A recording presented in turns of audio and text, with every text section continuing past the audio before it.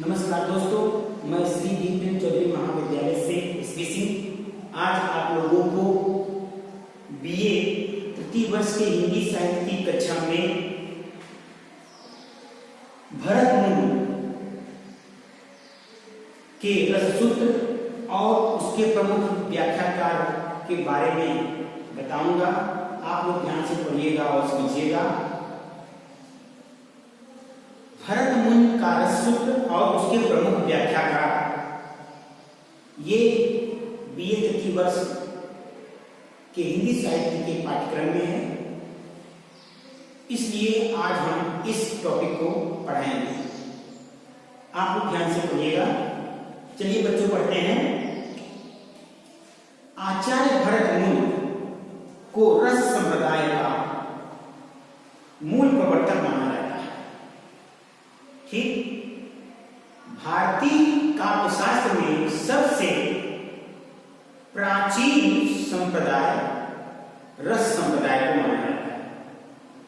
ठीक, उन्होंने अपने ग्रंथ यानी भरत मुनि ने अपने प्रसिद्ध ग्रंथ नाट्यशास्त्र में नाटक के मूल तत्वों का विवेचन करते हुए रस का विवेचन किया है। वे रस को नाटक का प्राण तत्व मानते हैं। कौन मानता है नाटक का प्राण तत्व? भरत मुनि रस को नाटक का प्राण तत्व मानते हैं। ठीक, आइए भरत मुनि का जो रस सूत्र है उसको देख लेते हैं। रस सूत्र ये आपके परीक्षा में बहुत ही पूछा जाता है। विभावानुभाव व्यभिचारी संयोगादर्श निष्पत्ति, ये किसका रस सूत्र है? भरत मुनि का। ठीक, अर्थात विभाव, अनुभाव और व्यभिचारी भावों के संयोग से, व्यभिचारी भावों या स्थायी भावों के संयोग से रस की निष्पत्ति या उत्पत्ति होती है। ये किसका मानना है? भरत मुनि का मानना है। स्पष्ट है कि भरत मुनि ने यहाँ रस की परिभाषा नहीं दी है, अपितु बल्कि रस निष्पत्ति की प्रक्रिया का उल्लेख किया है अपने रस सूत्र में। ठीक, रस का स्वरूप भरत मुनि ने ही सर्वप्रथम इसके स्वरूप पर विचार किया है। वे स्वयं ही प्रश्न उठाते हैं और कहते हैं रसः इति कः पदार्थः, अर्थात रस क्या पदार्थ है? फिर स्वयं ही प्रश्न का उत्तर देते हुए वे कहते हैं कि आस्वाद्यत्वात्, अर्थात रस में आस्वाद प्रदान करने के गुण होते हैं। आस्वाद प्रदान करने के गुण होते हैं, इसलिए वह रस है। ठीक, इस प्रकार भरत मुनि के अनुसार रस नाटक का वह तत्व होता है जो कि सहृदय को आस्वाद प्रदान करता है, जो कि सहृदय यानी सहृदय पाठक को आस्वाद प्रदान करता है और जिसके आस्वाद से ही वह हर्षित हो उठता है। कौन? पाठक। जिसके आस्वाद से ही वह पाठक हर्षित हो उठता है। ठीक, डॉक्टर गणपत चंद्र गुप्त के अनुसार रस एक मिश्रित तत्व है जिसमें स्थायी भावों के साथ भाव अनुभावों का अभिनय मिश्रित रहता है। भाव अनुभाव आदि से मिश्रित स्थायी भाव को जब अभिनय के माध्यम से रंगमंच पर प्रस्तुत किया जाता है तो उससे सामाजिक को जो आस्वाद प्राप्त होता है वही रस है। अर्थात कहने का तात्पर्य है कि जो समाज यानी दर्शक को जो आस्वाद प्राप्त होता है वही रस है। इस विवेचन से स्पष्ट है कि भरत मुनि का रस विषय चिंतन वस्तुगत है। भरत मुनि नाटक के 4 संगठक तत्व मानते हैं। कौन कौन से? भरत मुनि नाटक के 4 मूल तत्व मानते हैं। कौन कौन से बच्चों? पहला है वस्तु, दूसरा है अभिनय, और तीसरा है संगीत, और चौथा है रस। प्रथम 3 तत्वों को वे रसाश्रित मानते हैं, अर्थात इन तत्वों को अपनी कार्य योजना यानी रस कार्य योजना एवं रस योजना के अनुरूप होना चाहिए। भरत मुनि रस सूत्र के विभिन्न आचार्यों ने रस सूत्र की व्याख्या की है। भरत मुनि के अनुसार जिस प्रकार नाना प्रकार के व्यंजनों, औषधियों एवं द्रव्य पदार्थों के मिश्रण से भोज्य रस की निष्पत्ति होती है, और उसी प्रकार नाना प्रकार के भावों के संयोग से स्थायी भाव भी नाट्य रस को प्राप्त हो जाते हैं। इस विवेचन के आधार पर निम्नलिखित निष्कर्ष निकाले जा सकते हैं।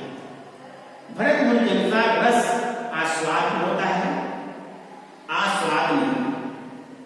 कहने का मतलब भरत मुनि के अनुसार रस आस्वाद्य होता है, आस्वाद नहीं। रस अपने में कोई अनुभूत नहीं है, अपितु वह अनुभूति का विषय है। ठीक, रस विषयगत न होकर विषयगत होता है। स्थायी भाव ही विभावाद के संयोग से रस रूप में परिणत होता है।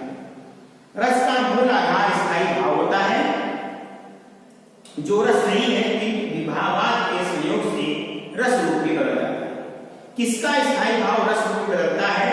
सहृदय का, कवि का या नायक का? इस प्रश्न का उत्तर देते हुए कहते हैं कि नायक या अभिनेता का स्थायी भाव ही रस रूप में बदलता है, जो उस समय लोक सामान्य का प्रतिनिधित्व करता है। किसका प्रतिनिधित्व करता है? लोक सामान्य का प्रतिनिधित्व करता है। सहृदय रस का आस्वाद हर्ष आदि के रूप में करता है।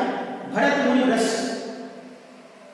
की व्याख्या विषयगत रूप में करते हैं, विषयगत रूप में नहीं करते। ठीक, अब आते हैं बच्चों रस सूत्र के व्याख्याता आचार्य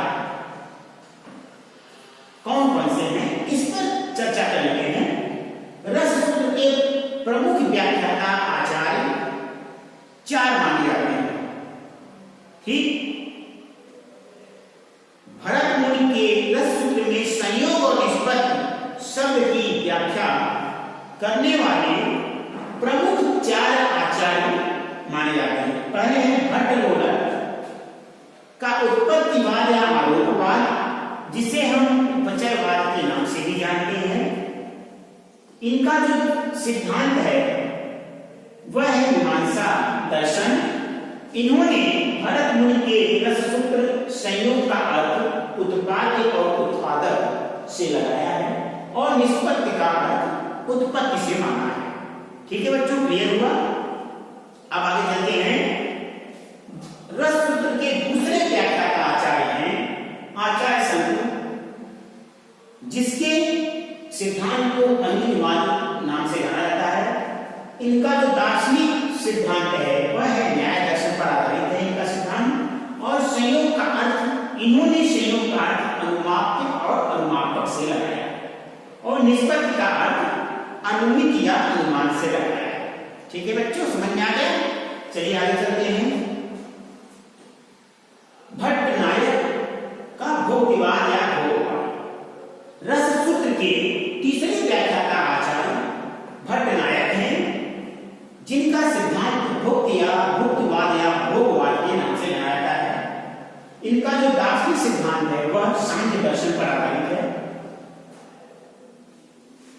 भट्ट नायक ने संयोग का अर्थ भोज्य और भोजन से माना है, और निष्पत्ति का अर्थ भुक्ति से लगाया है। समझ में आ गया? आगे चलते हैं। रस सूत्र के अंतिम व्याख्याता आचार्य अभिनव गुप्त या अभिव्यक्तिवाद हैं, जिनके सिद्धांत को हम अभिव्यक्तिवाद के नाम से जानते हैं। ठीक, अभिनव गुप्त का अभिव्यक्तिवाद